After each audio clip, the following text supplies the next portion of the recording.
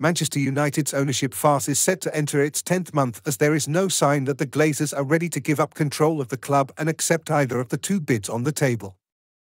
The United fans have seemingly had enough of the waiting and were full of noise on Monday night. There were protests throughout the build-up of the game against Wolves, and chanting during the game against the family's ownership could be heard, too. United won 1-0 through a Raphael Varane header, but Erik ten Hag's side didn't look at their best. The ownership situation is a cloud over Old Trafford. On the latest episode of the How to Buy a Football Club podcast, Simon Stone, of the BBC, spoke to a member of the Manchester United Supporters Trust, who had engaged with members of the Glazer family before, about their take on the situation. United fans need to be united at this time. The Glazers, it feels like, are holding us hostage, Chris Rumford, of the Must Foundation, said.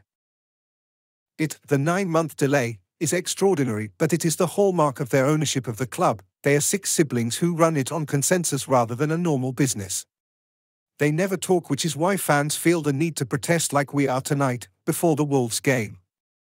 It has been well documented that there are 2 bidders seemingly at the forefront of the United bid. It is Sheikh Jassim and Sir Jim Ratcliffe, and the Supporters Trust have lifted the lid on who their preference is. Must have no preference, Ratcliffe or Sheikh Jassim. We don't want the Glazers in minority ownership, that's for sure, they said. We don't know enough about either bid, so we can't give our preference yet. There has been division in the fanbase about who the best bidder would be, but, as things stand, the Glazers remain in charge. According to BBC Economics editor Faisal Islam, who is one of the hosts of the podcast, despite the stalling in negotiations, the deal is moving along but at a snail's pace. Things are moving, but they are moving very slowly. As things stand, Islam said. It is a material fact here that they, the Qataris, haven't walked away from this deal. In any other business deal like this, if your offer doesn't get accepted or rejected, you move on, but everyone is just waiting at this moment in time. The Qataris' stance of just waiting to see what happens, you'd imagine, is a similar stance taken by Sir Jim Ratcliffe. As things stand, it is just a waiting game. So, let's look about Greenwood's case. Manchester United are agonising over a decision on the future of Mason Greenwood. A decision on Mason Greenwood has sat on ice for too long. Manchester United cannot drag the situation out any longer and must make a decision. Shockingly, the club appear to be leaning towards bringing him back. The Athletic report this was the plan earlier this month, before postponing a planned announcement. The Sun claim Greenwood could be reinstated as early as next week. United could yet change course and decide a different path. Reintegrating Greenwood back into the first team would be a minefield. Ever since his arrest in 2022, the striker has been an outcast, with sponsorship deals terminated, and his presence even removed from FIFA video games. To say he is a controversial and divisive figure just isn't descriptive enough. Greenwood's return would be one of the most brazen decisions from Manchester United in the club's history.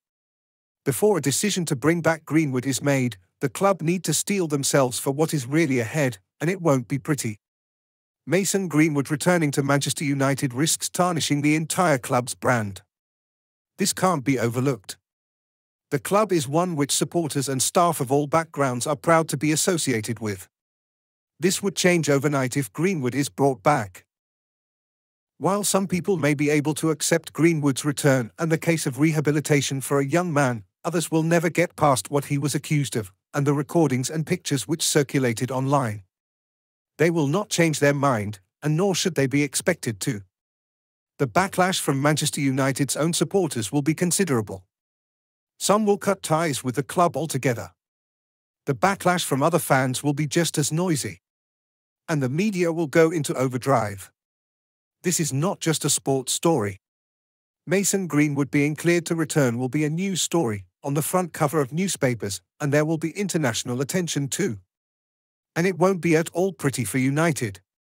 The club insist there is wider context behind what is in the public domain, via their most recent statement. However, we can't fathom what that might be. The backlash against Greenwood's return will overshadow Manchester United's season, and the club longer term. It just is not what's needed. Club manager Erik ten Hag will find himself in the eye of the storm, facing international media scrutiny. And that's not where the Dutchman wants to be. We saw last season how questions over Cristiano Ronaldo, on footballing issues, dominated Ten Hag's press conferences, overshadowing everything else. This will return, with a far more unsavory edge, if Mason Greenwood returns. The effect on the team would loom large. It is a distraction nobody at the club would be able to escape from. The actions of individual players will be scrutinized. Simply by them associating with Greenwood, they will be called into question. None of this fits the calm dynamic Manchester United want to create in order to foster success. Chaos awaits. Let's say Mason Greenwood is approved to return. Don't expect him to make any kind of positive on-pitch impact even in 2023. This is a footballer who has not played in 18 months. He has not even been able to train professionally. For any player to lose such a substantial period of time in their careers, this is difficult to overcome, let alone at such a pivotal stage of their development. Add in the intense mental pressure on the player, there is little reason to actually believe he may be successful if he returns to the high levels Manchester United require. Is all the furore really worth it? A very phased, drawn-out return would take place. Greenwood may even be sent to the under-21s, at first, to regain fitness and form, and play matches again for the first time since January 2022. By the time he actually makes his first team return, it could only be 2024. And during all this time, the scrutiny and pressure on him will only build, rather than subside. Even focusing simply on football, Greenwood's return is no easy fix for United's lack of striker options, and nobody should be under any illusions otherwise. Sportswear manufacturer Adidas has released a statement on Mason Greenwood, with the forward edging closer to a return to play for Manchester United. There is still mass amounts of longing speculation that Mason Greenwood will return to first-team action at Manchester United. According to the report from The Sun, Adidas have held secret talks about the forward potentially returning, and those talks have reportedly been described as positive. However, Manchester United's kit manufacturer has released a statement which indicates this isn't necessarily the case. In a statement conveyed through the Daily Star, Adidas had the following to say about the Sun's report. After inaccurate and speculative reporting within the media, it's important for us to clarify that Adidas has had no discussions with Manchester United regarding any member of their playing squad. We play no role in any decisions made regarding any member of the team or staff at the club. Adidas making their standpoint very clear on the 21-year-old, the decision is firmly within the hands of the club. Greenwood has been suspended by the club since he was arrested on suspicion of sexual assault and threats to kill in January 2022. He has since had all charges dropped. Despite the charges being dropped, the club still need to handle this whole situation with the utmost care. There will likely be many Manchester United fans severely unhappy if Greenwood was to return. So, the club need to go about the next step of the process very, very delicately. Right now, it's still firmly in the balance.